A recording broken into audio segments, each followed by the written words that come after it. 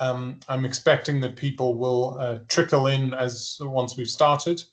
For those of you who don't know Neemias, he is currently a postdoctoral fellow, a Marie Curie fellow at the University of Bordeaux.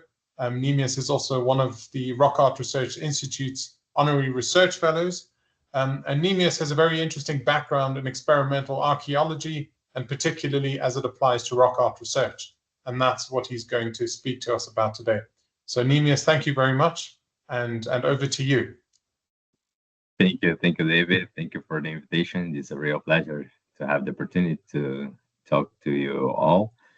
And yeah, over the last years, actually since I did my master's studies, I'm focusing my research on experimental archaeology applied to rock art technology, to different aspects of rock art production, pigments, the tools, and recently to the taxonomy of rock art. My current project is focused on this subject, understanding through experimental archaeology the impact of taxonomic processes on paintings. And the name of this project is TAFAR project. I will not explain much about the TAFAR project today because, as we talked with David, it's just me to focus on published research. So we'll be talking about some previous experiments we did, but all the scientific reasoning behind this research I will present and these questions I will raise in this presentation are on the basis of what we are doing in the TAFAR project. So let me see now if I can share it now that you solved the problem. Okay, and I share it here. Is it working, David? Yes, it is. Okay, good. So what I want to do today, it's more a reflection, it's a discussion on how we have been using rock art, experimental archaeology in rock art research. Because it seems sometimes that there's some confusion in how we are doing this. We all are making some mistakes, and experimental archaeology has a huge potential. It can help to advance a lot the knowledge in our field. But there are some things that we need to improve. And this presentation is more or less a reflection on this.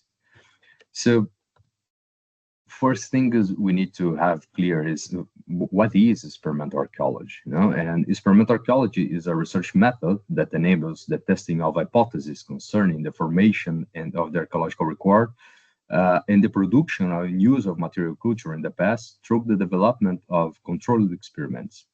Although its origins date back to the 19th century, the consolidation of this methodological approach took place on the 50s, mainly driven by the need for verification mechanisms that extended beyond the direct observation and the mere documentation of the archaeological evidence.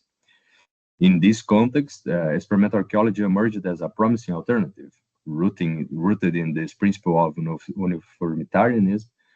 It facilitated the construction of inferential bridges between actualistic processes and past phenomena, providing a structural framework not only for refining archaeological interpretations, but also for making inferences about human cognition in deep time, as recently highlighted by Professor Lynn Wadley in an excellent publication.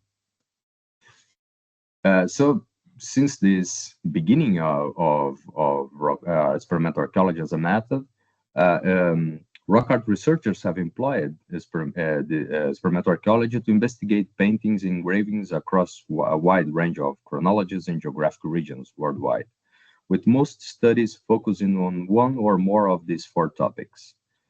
The four topics I'll mention now. The assessment of it's working. The assessment of the technical affordance of mineral pigments in organic or inorganic binders used in the production of different pictorial recipes, the identification of technical gestures and tools employed in the creation of rock art paintings and engravings, the exploration of the level of artistic expertise and the cognitive abilities required to produce complex imagery, and more recently, the investigation of how physical, chemical, and biological processes influence the preservation and detectability of rock art in the archaeological record. The application of this experimental approach on rock art research over the past 7 decades has brought significant advances to the field, greatly enhancing our understanding of prehistoric artistic practices. However, a critical assessment of the literature on this topic reveals that many investigations still exhibit substantial methodological issues that compromise their scientific reliability. One of the most frequent and fundamental problems is the tendency to refer to practical experiences as experiments. This is a serious issue. Therefore, it's important to clarify 2 key points. First, not all attempts at replication can be considered experiments. And second, experimental archaeology should not be confused with experiential archaeology. As I mentioned earlier, experimental archaeology follows a structured and scientific approach. It is aimed at generating knowledge about the past through the testing of hypotheses via controlled and replicable experiments. Experiential archaeology, on the other hand, is mainly concerned with achieving a material result that resembles an archaeological reference. These activities are not designed to test hypotheses, nor they seek to control the technical process involved in producing the final product.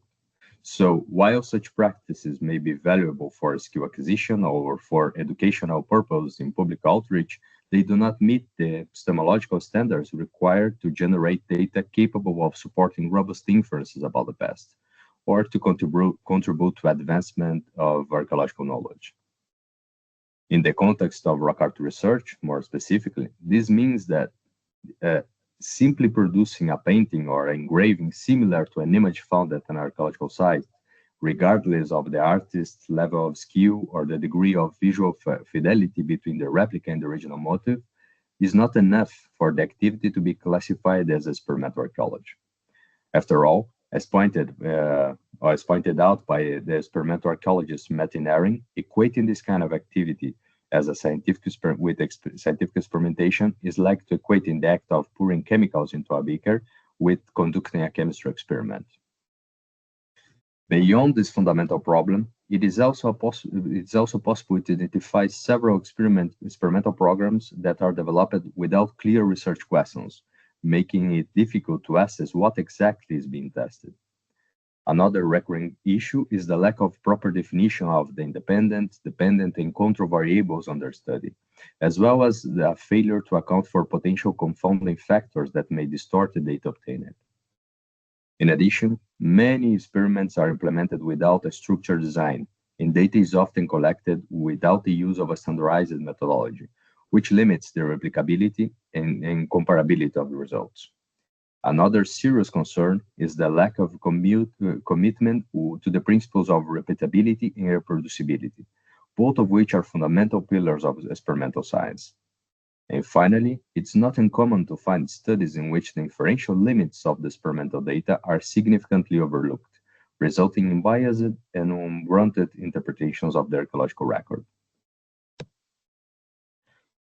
Given all these issues, we may ask, why these misapplications of experimental archaeology still persist even after so many decades of research and debate?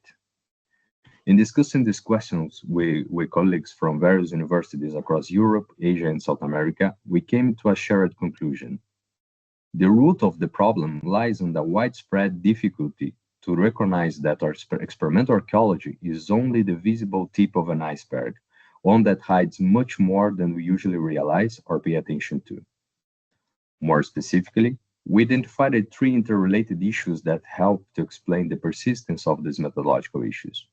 First, deficiency in scientific training, including limited exposure to epistemology, hypothesis-driven research, and a superficial understanding of the scientific method. Sometimes we consider that, okay, we are archaeologists, we are doing science, but we are not doing science like people in chemistry, and physics. But no, we are doing the same kind of science. So we need to respect and understand the principles of the scientific method.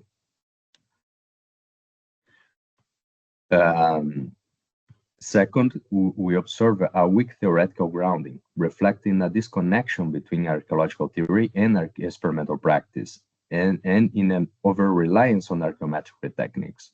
Of course, we all use archaeometric techniques, we all need to use it, and they are crucial for any experimental research. But archaeometric techniques are not a solution. They are a method, techniques we apply to document our data. They are not the final answer. It's very common to see experiments that are very well documented, that all the cutting edge techniques are applied, but there's a lack of theoretical grounding, and this is very, very important. And the third problem is a limited transparency and self-criticism, particularly a lack of shared protocols and data sets, and an absence of open discussions about methodological limitations we all face when we are developing experiments. But who is responsible for this? So it's always tempting to point fingers at institutions, journals, or even the researchers who came before us. However, the truth is that we are responsible for this. Each of us contribute to the standards and practices of our discipline, whether actively or passively. We are responsible when we design and publish our experimental studies. We are responsible when we supervise students or evaluate projects. And we are responsible when we accept methodological shortcuts simply because that's how it's always been done. But then comes the next question. How can we do better? Well, if we want experimental archaeology to grow and improve, especially in the field of rock art research, then we all need to be part of the change by embracing a culture of rigor, transparency, and constructive criticism. And precisely for this reason, that together with colleagues, or the colleagues I mentioned earlier, we decided to produce a series of publications aimed at contributing to the construction of best practices for the use of experimental archaeology in our field. The first of these papers, which you can see here, is focused on theoretical and methodological principles. It has already been accepted for publication. It will be officially released in September.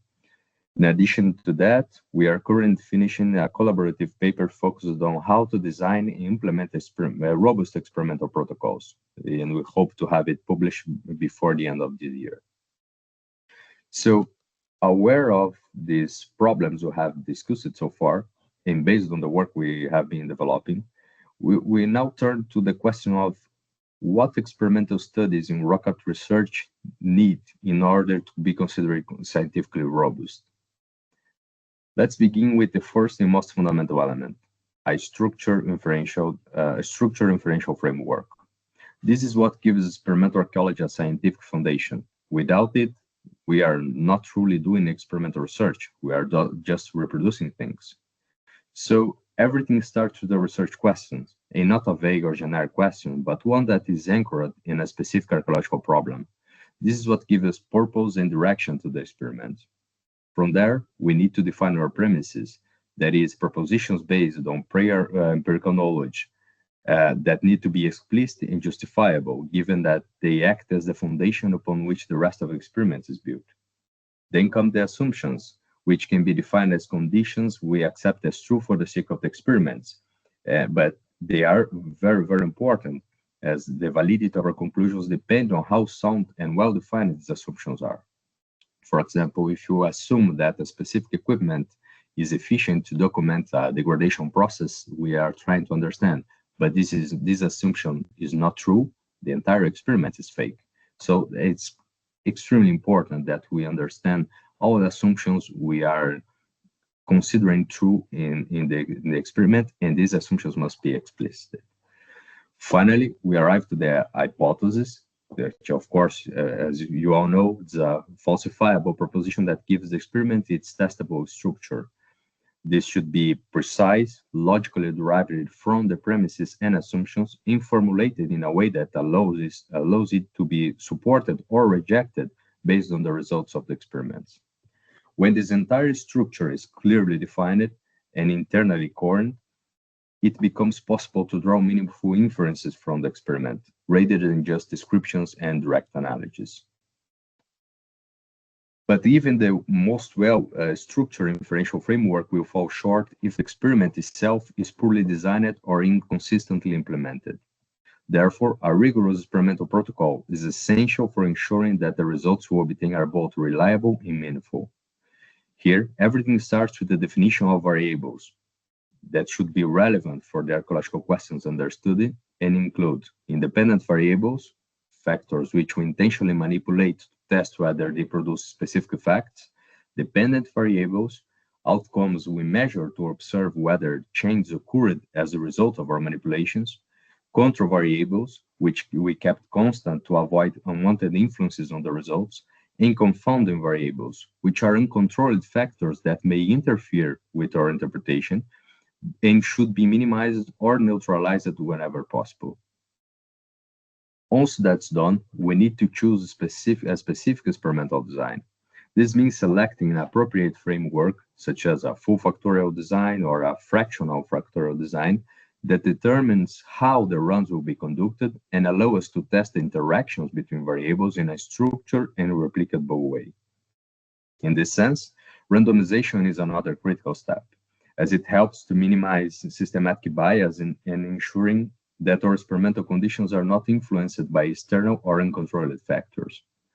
Then comes systematic replication, which is not the replication I was mentioning in the case of experience. No, it's not just about reproducing things. Systematic replication is not about repeating the same thing several times, but about ensuring statistical reliability. Without replication, we cannot know whether a result is the consequence of change or part of a consistent pattern. And it's actually very, very, very common to find experimental studies based on one single run. So the experimental condition was tested just once. And this is very complicated, and it's against one of the basic principles of experimental archaeology. We need to be sure that the results follow a pattern and they are not the product of chance. So we need to use replication on our experimental designs. In addition, a robust experiment must include a standardized data collection, which is essential to ensure that the results are comparable and not distorted by inconsistencies in how data is recorded and measured. And especially in rock art research, a robust study must seek a balance between internal and external validity. That is, we must combine high controlled experiments, which ensure reliable data and the identification of causal relationships, with others conducted in less controlled but archaeologically realistic contexts. So in some cases, in some studies, people use just systematic experiments when they are trying to understand a specific question, and that can be detached from the archaeological context. Let's see, we are trying to understand the patterns of fracture in a specific lithic raw material, and then you can use a mechanic arm or a robotic arm to map the stones and understand these patterns. But of course, this is an experiment with a high internal validity, because we can have an absolute control of the variables, and we can observe it. We can identify causal effects, causal relationships between the variables involved. But of course, in the archaeological context, the human arm is not like a robotic arm. We have variations. A knapper will never knap exactly the same way 2, 3, 4 times. So we need to combine these high controlled experiments with less controlled experiments, but less controlled but more realistic. And here I emphasize this: less controlled. It's still we are controlling the experiment, but it's not like in a laboratory experiment. But this balance is crucial in experimental archaeology, and especially when we're talking about rock art research.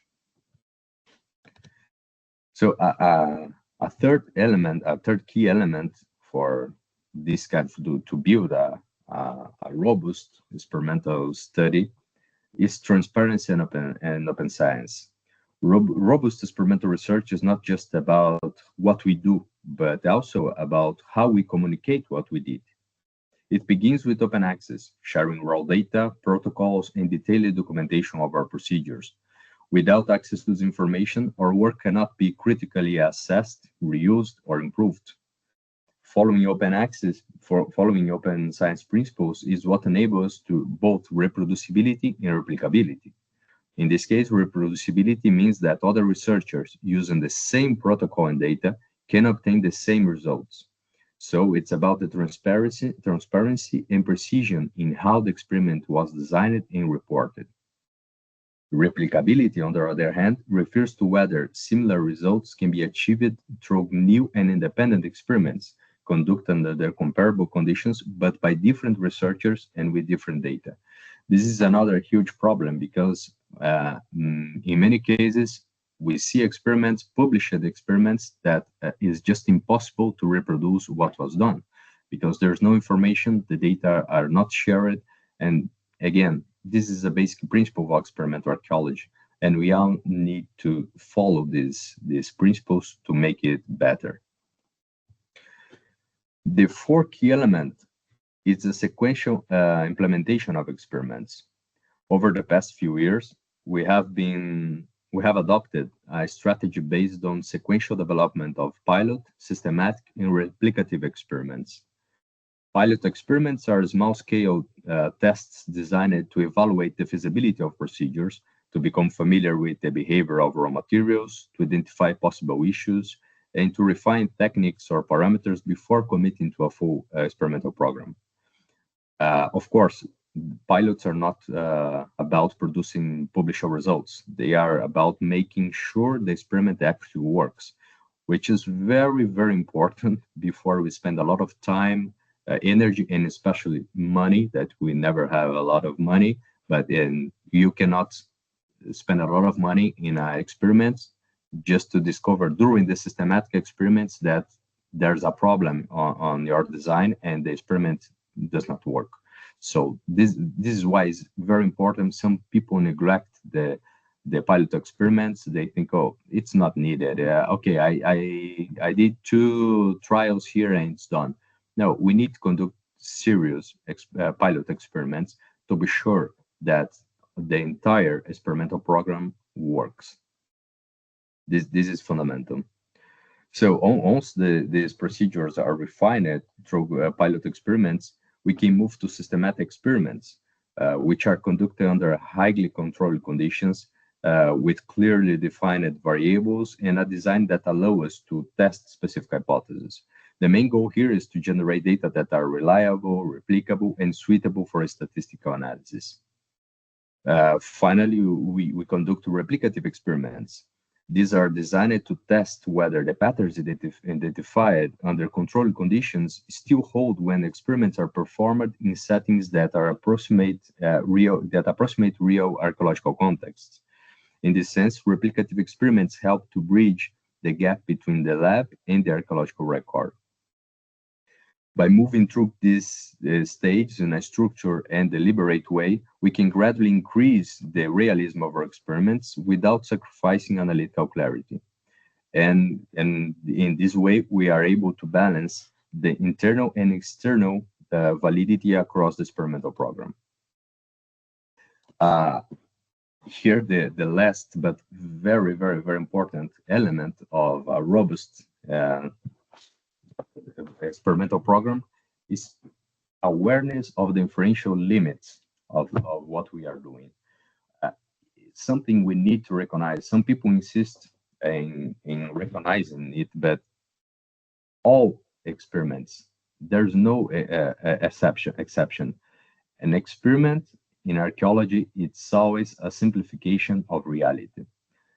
You can imagine that how many variables are affecting the world. We cannot assume that our experiment will capture absolutely all variables involved in a process, or all variables that affected or that are affecting the archaeological record. So an experiment is always a simplification of reality. This is why experimental archaeology is not built to give absolute answers. We are not trying to solve questions with a definite answer to say things were like this. Absolutely, we are absolutely sure. I did my experiments, and these are the results of my experiments, and this is the final answer. This is not the goal. We are talking about probabilities. Experimental archaeology helps us to understand what is the most probable scenario. If we have many options in terms of probability, experimental archaeology will help us to support this or that possibility. And of course, we need to recognize and to acknowledge the possibility of equifinality. In the same way, we are trying always working with a simplification of reality. We are working with several variables, but it's impossible to capture all variables. And there's always a possibility that the same results could be obtained through different processes. So we need to be humble in this aspect and be aware that we are working with probabilities and not with final solutions. So to more or less explain in practice how we have been using this, I will show you. Of course, here is it's a simplified version of a study of some studies we have been doing. We applied these procedures to and this reasoning to study the production of engravings in the Tagus Valley in Portugal, understanding the relation between the engravings and the LITC instruments, the LITC tools in the area, and also the relation with the raw materials available. We use this to understand the production of Levantine rock art. Now we are also developing a systematic experiment about the production of portable art in Patagonia. But here I'll show you, briefly show you a case study that was centered on the tools used in the production of Levantine rock art. This research started with my PhD thesis, and after this we published an article in Archaeology centered on the production of pigments and binders, focused on the pictorial recipes. And this experimental program, the other part of the experimental program, was focused on the tools, on the paint application tools used to create Levantine rock art. So this brief example, that's of course simplified here, is to show you the application of this structure in practice. So for those of you who does not know Levantine rock art, it's an amazing rock art located in the Mediterranean area of Iberian Peninsula. In some senses, it's quite similar to the rock art in South Africa. Images with a lot of movement in some cases, produced with fine lines, very full of details. You can see, for example, this figure with the nose, the facial traits of this figure. We are talking about a millimetric scale. The nose of this figure has less than 1 millimeter, for you to have an idea.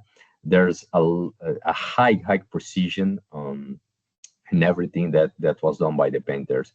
And we are talking about more than 1,000 sites with Levantine rock art. And the sites are spread from the Pyrenees to the south of the peninsula. And for many decades, actually for more than a century, people defended the idea that the entire Levantine rock art was done using feathers. And there's a lot of publications mentioning Levantine rock art as the art of the feather, because according to many researchers, all paintings, no exception, were done using feathers. But when we look at these images, we can see a lot of variability, and we are not convinced that this was the case. So we designed the experimental program to explore this issue, you know? And then we stated these research questions. What paint application tools were used to produce Levantine rock art paintings in the Maestrazgo region and surroundings? And why this region? Because this region is one of the, is an area considered one of the core area of Levantine rock art. And then several researchers consider that this rock art tradition expanded from this area. So we selected 9 sites in the Maestrazgo to take as a reference and a sample of more than 1,000 images. So based on research questions, we are basing ourselves on several premises that, of course, I cannot list everything here, but for example, that we are based on the premise that morphological features of painted lines, for example, the edges, the thickness, the internal structure, can retain information about the tools used in their production. This is something that is empirically demonstrated. So we can base our questions and our hypotheses on this. But also we are based on assumptions that for example, the taphonomic process have not altered the original morphology of the lines, and that the analyzed sample is sufficiently representative of the technology employed by the prehistoric painters. Articulating these premises, assumptions, and the research questions, we elaborated the hypothesis that 2 kits composed of hairbrushes, plant brushes, and feathers were used to produce Levantine rock art paintings in the Maestrazgo region and surroundings. But how to test this hypothesis? So we decided to test 60 different paint application tools with different active zones, pointed active zones, flat active zones, and convex active zones. So we started with defining specific variables, and as independent variables, we selected 2 categories, 2 raw materials, and the morphology of the active zone. As dependent variables, we defined precision, adaptability to the supersurface, and paint load capacity. As control variables, we decided to use the support surface, the paint recipe, and the experimenter. And we identified 2 potential confounding variables: the experimenter technical skill and fatigue. So we took specific measures to control it. For example, to be sure that the technical skill of the experimenter was not influencing on it, we asked for a professional painter with 60 years of experience to test all the tools before the experiment, together with the official experimenter, to be sure that the result was exactly the same when used by the experiment, when used by a professional painter. So in this way, we started experiments only when both the professional painter and the experimenter obtained the same result using each of the 60 tools. Also, to avoid the influence of fatigue, you can imagine we took 6 months doing this experiment, and after several hours painting, it's normal that some gestures will change. So we always conducted experiments under the same conditions to avoid the influence of fatigue in this process. And then we decided to produce straight lines and curved lines, 600 lines in total, to understand the behavior of the tools. And why not just paint images? Because painting full-size images, it's complicated, because it's difficult to understand, to measure outcomes, because there's too many variables affecting the outcome at the same time. So this is why we decided to use lines that are the base of Levantine paintings. All paintings, all images in Levantine rock art were created using lines, straight lines or curved lines. And this way we have an analytical criteria, independent analytical criteria, to properly understand the behavior of each tool.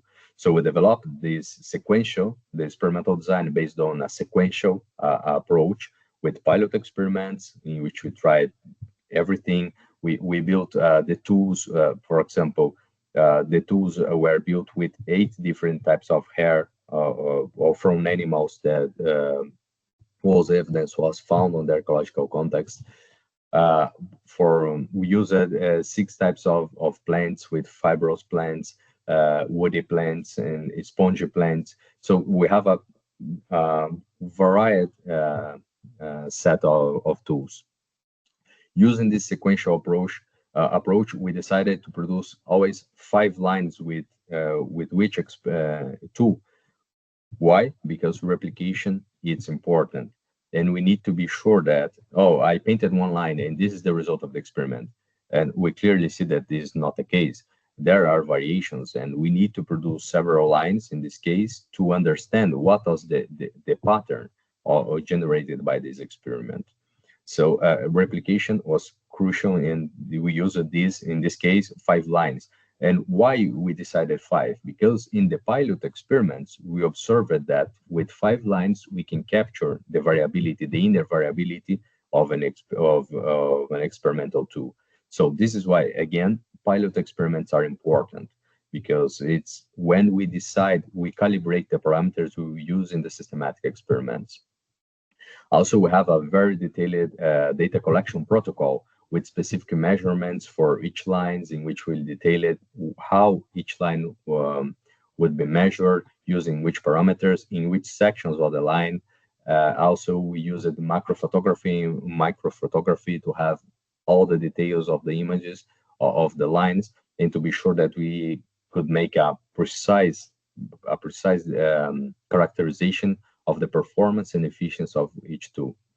And of course, using this approach based on pilot, systematic, and replicative experiments in which we painted full-size replicas, we found this balance between internal validity and external validity, because in this part in which we observed the lines and we develop an efficiency index for each tool, we are talking about internal validity. Everything is controlled. We can understand, okay, here we can see that hairbrushes tend to present this kind of behavior, that when the feathers, we use feathers, they have a difficult to adapt to the irregularities of the support. So we control everything, and we know everything which is happening when we can quantify this. So this is about internal validity.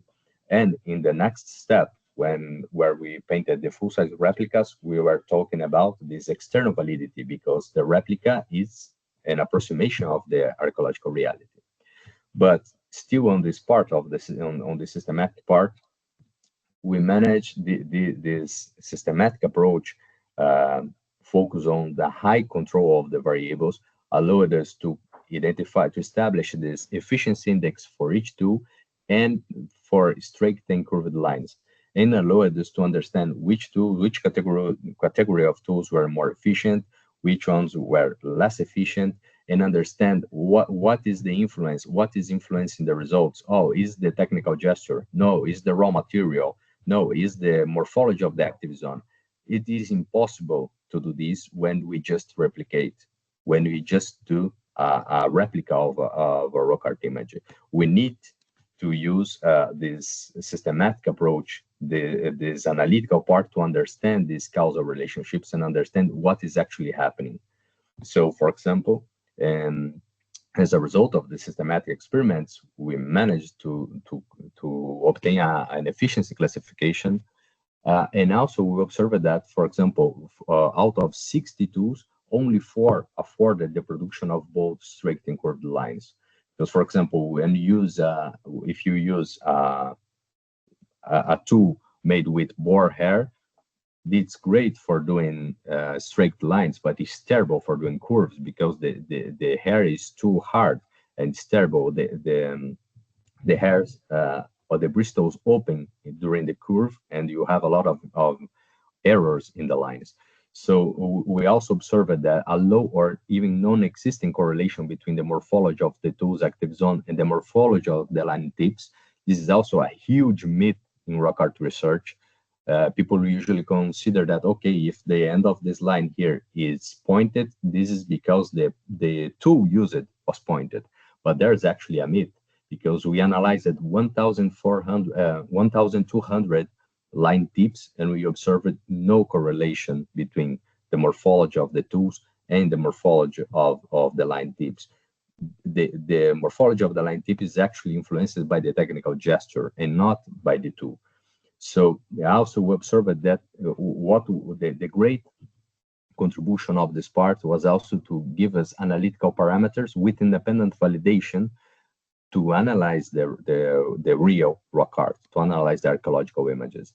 And based on this comparison, that we after we obtained these results, after we classified everything on a systematic way, we managed to establish a comparison between all the experimental lines, the 600 experimental lines, and around 1,000 paintings with high grades of conservation, to understand which ones were actually similar or not to the archaeological images. And based on this, we established a similarity index that allowed us to understand which tools were efficient and similar, or which tools were efficient but not similar, and we can have a general view of the results. And actually, at the end of the experiments, we noted that out of 60 tools, only 5 hair brushes, 3 plant brushes, and 2 feather brushes afforded the production of images similar to those of with characteristics similar to the archaeological paintings. After understanding all these details, then we moved to replication. Then we decided to produce several. Here is just a small sample, but we produced several,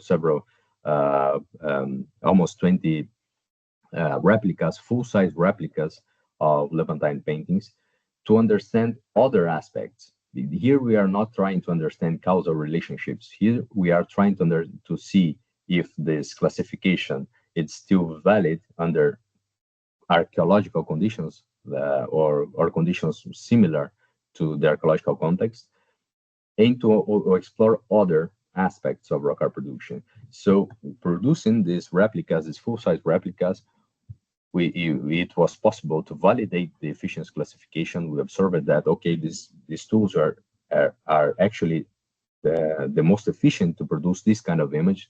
And also what was possible to do a functional differentiation. For example, observed that the best use for hair brushes is to do precise outlines, the plant brushes to infill large surface areas, and feather brushes to paint fine anatomical elements. This was not possible during the systematic experiments, but it is possible here because we are exploring other dimensions of rock art production. Also, in this part of the program, we are painting an entire image, and some of them are quite big. So we were able to understand, for example, wear patterns, and to observe that you can use and reuse a brush made from animal hair several times. But we also observed that, for example, brushes made from plants tend to be destroyed in a few minutes, that we need more raw material, for example. And we also observed that these plant brushes, you cannot recycle this kind of tool. But in the case of hair brushes, it's easy to change the bristles and keep the handle, and you have a new tool easily. Also, it was possible to understand, to have insights into labor investment. For example, understand if the images with a lot of anatomical details, how much energy, how much time you need, depending on your level of skill. So it gives us a lot of important information about these other aspects that are not necessarily systematic, analytical, but they are very important to understand more, let's say, an anthropological dimension of rock art production. Based on all this data, on this quantitative data, we obtained, as I mentioned, this presentation is a very, very simplified version of what we did, but you can see all the information on the article. Based on all this quantitative and qualitative data, we were able to elaborate several inferences about or for case study. For example, we were able to say that Levantine painters use a technically sophisticated toolkit, and not only feathers. We observed that feathers were is not possible to use feathers to produce most of Levantine rock art. Feathers were actually used for very precise things, but it is not possible to paint several of the images using only feathers. We also concluded that this pictorial technology did not follow an economicist logic, because the Levantine painters clearly did not choose the easiest way or the most economic way. No, they use it in some cases a combination of tools, a combination of resources that were more expensive in terms of labor investment. Also, we observed this. We were able to say that the priority here was not to achieve was not just to produce an image, but to achieve specific technical visual qualities. So not only paint is not only about to produce the image of a deer on the wall. This deer needs to have specific techno-visual qualities that are obtained using specific technological processes and specific tools in this case. And also, we inferred that the chain opératoire was likely transmitted across generations because, as I mentioned before, we are talking about 1,000 sites in a large area, and there's an impressive similarity in the way Levantine rock art was produced. So to finish, I don't want to talk about conclusions because this is more a reflection. It's a discussion, it's a reflection, but I want to talk about what we have learned so far. And in 15 years doing experiments on engravings, on paintings, on technology, on taphonomy, we learned that the scientific method is more than procedures, and theoretical grounding is essential for meaningful experimentation. Now, during the TAFAR project, we are working with colleagues from the German Aerospace Center, for example, and they have a very different perspective, and because it's much more centered on the technical procedures. And it's challenging always is to establish these connections, but it's crucial. It's crucial for us to have theoretical grounding, even when people think we are doing just a technical procedure. This is important. We cannot forget that method without theory is nothing. A second point is that, again, I will insist on this. An experiment is different from an experience, just as experimental archaeology differs from experiential archaeology. The third point is that experimental archaeology is hard. And if it feels easy, something is probably wrong. After many years on this, I can say that I never conducted an experiment, and I know that all my colleagues working on this is the same for them. Then we never conduct an experiment to say, okay, it was easy, it was fast. No, this is always hard, is always complex. We need collaboration between colleagues. It's difficult to articulate all questions, all the theoretical dimension, all the methodological dimension, and to obtain solid results.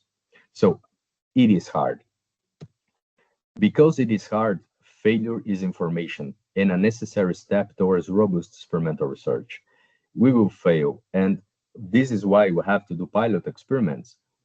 We will fail several times. We need to build an experimental protocol. We need to adjust it. We need to do it again. We will fail again. It will not work, and we need to adjust and improve until we have a solid and robust experimental protocol that will definitely work. To do this, we need collaboration. Progress in this field requires collaboration because solid knowledge emerges through shared effort. It's impossible to make experimental archaeology better in rock art research if we do not start to collaborate, if we do not start to apply self-criticism, if you do not use this constructive criticism, and if you do not discuss our methodological limitations. We need to collaborate. We need to put these ideas on the table and look at it and try to solve the problems that affect all of us. This way, we can make experimental archaeology better. And finally, as I was telling in the title of this presentation, replication, the act of producing a nice rock art image, as you can see here on the slide, it's crucial, but it is definitely not enough on its own. If we just replicate, we are losing a lot of information. If we can make beautiful replicas, but just replicating, we are not understanding the prehistoric artistic practices, and this should be our main goal. Thank you. Thanks very much, Neemias, for that brilliant and detailed overview of experimental archaeology and how it differs from experiential archaeology. I'm going to open the floor to questions. Please raise your hand or start speaking if you have a question for Neemias.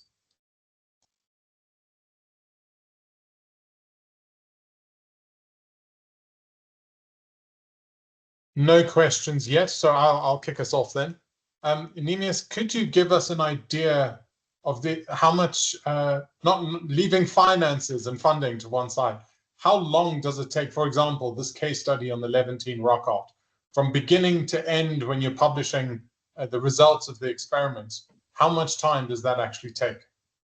Yeah, actually 1 year at least, because 6 months, I usually say when we are working on experiments, or when I was starting, for example, the Tougher project experiment, we spent 1 year just creating the protocols, because it is difficult to adjust everything. And especially, for example, in the case of Levantine rock art, we needed 1 year, 6 months creating the protocols, and 6 months conducting the experiments. In the case of the Tougher project, we spent 1 year elaborating the protocols, because as you can imagine, we are working with people from the University of Bordeaux, from the University of Bergen in Norway, from the German Aerospace Center, and the Department of Analytical Chemistry at the University of the Basque Country. So we are talking with archaeologists, specialists on paleoenvironment, on atmospheric science, material science, analytical chemistry, and people have different views. Their understanding of procedures is different. So this is another very important thing, that sometimes people try to plan an experiment and they say, okay, we need 3 months. In 1 week, we organize the protocol and we can just do it. And actually, executing the experiment is the easiest part. The different part is to put everything together, to establish a solid protocol. If everything is fine on your protocol, it's very fast to develop the experiment. I mean, 6 months, it's fast in this case. But this is the important thing. It's time consuming, and especially the part of creating a solid protocol, it's very important, and we need to always to book time for that. Thank you. Any other questions online? Dawn, please go ahead. Hi, Neemias. Thank you so much for that. It was really, really great. I so appreciate the fact that you made it very clear that theory and method are one thing, and there are so many variables that you actually cannot control. So, and the conclusions you make are conclusions that are based on that specific experiment, and you've got to be very cautious about how you extend that into any further generalizations. And I think this is a point that's actually not made enough, including your talking about the failures. I don't think we talk about this enough in archaeology, and I don't know if you have any plans to publish on it. I know some journals actually are against publishing about negative results, but I think it would be incredibly enriching and rewarding for all of us to actually hear about the learning that comes from things that don't work. So look, I have lots of questions, but I'll just ask, the case study you used to present to us, how were the brushes themselves made? And were those based on, have any been found in excavations? Because obviously the actual instrument determines, firstly, how it is used and then what the results of that use are. Yeah. This is well. First, thank you for your questions and your comments.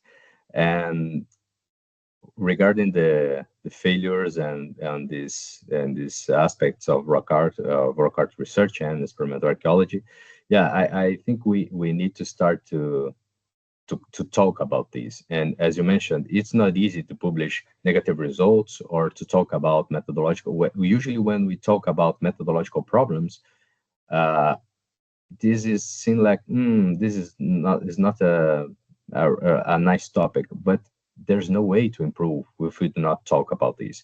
And I insist, we are talking about constructive criticism, not this cheap criticism that say no, these people are doing this bad, or these people we are doing well and the other people are not. No, this is about self-criticism. This is about improving as a group. And I'm very critical about my previous works. And I did, for example, I have experiments about engravings that was based just on the replicative part. That was enough to test hypothesis, but I know that I lost a lot of information because I didn't know at that point that I should do this analytical part before, for example.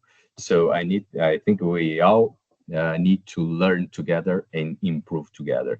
And of course, discuss our failures. It's crucial for that. Regarding the tools, yes, this is a great challenge because, okay, when we decided to do experiments, okay, what kind of tool we can use?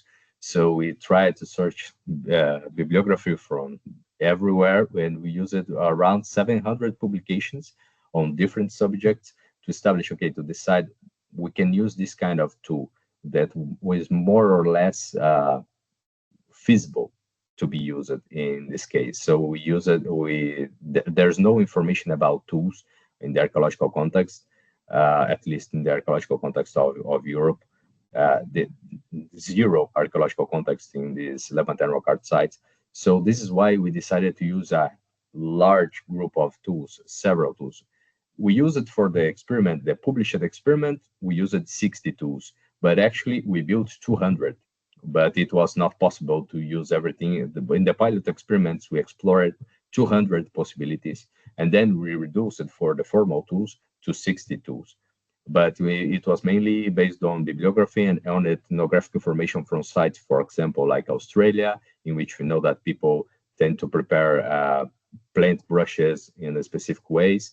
But it's everything. It's incredibly difficult to decide which tool we use. And the solution to minimize a potential bias is to try several possibilities. Is the only way. And of course, as I mentioned, equifinality will be always there. Maybe we try it. We built 200 possibilities. We tried 60, but it was the possibility to 201 that was the tool the Levantine painters used. We will never know, but we need to explore as much as we can the possibilities available. Thank you for that. And then regarding your, so I'm just thinking of subject bias here. So the people actually applying the pigment, the people setting up the instruments, the equipment, and so forth, were they aware of the research question? I'm sorry, which? Okay, so in your this study with applying paints, the people who were actually using those different types of brushes and applying the paint, were they aware of your research question of what you were actually testing? Or were they told just to draw paint straight lines and curved lines? No, this was it was always the same experimenter to avoid bias, experimenter with experience in rock art research, and precisely to avoid artistic inspirations in the middle of the process. The experimenter was aware of the question. Otherwise, it's possible that if you just it happens sometimes in previous experiences, not experiments, we had that some people are too inspired in the process, and then they create a new bias in the performance of the tool, not reflecting the performance of the tool, but just their strange movements because of inspirational creativity. Okay, great. Thank you. And if there's just time for one quick last question, David might shut me down. Can you just talk a little bit to probabilities, what you base this on, how many instances? That would be great. Yeah, the question is that experimental archaeology now, we usually, especially in rock art research, of course, now it's different, but traditionally, rock art research is not very based on statistics.